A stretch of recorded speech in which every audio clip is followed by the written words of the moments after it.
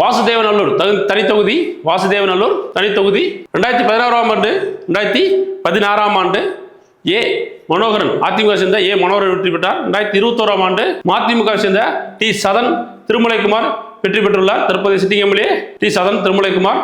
வாசுதேவநல்லூர் தொகுதியில் இதுவரைக்கும் அதிக முறையா 3 முறை காங்கிரஸ் வென்றுள்ளது, 2 முறை அதிமுக, 2 முறை சிபிஐஎம் வென்றுள்ளது, 2 முறை மதிமுக வென்றுள்ளது, 2 முறை தமாக வென்றுள்ளது, 1 முறை திமுக வென்றுள்ளது. 2025ஆம் ஆண்டு ஜனவரி நிலவரப்படி 2,50,523 வாக்காளர்கள் இருந்தனர்.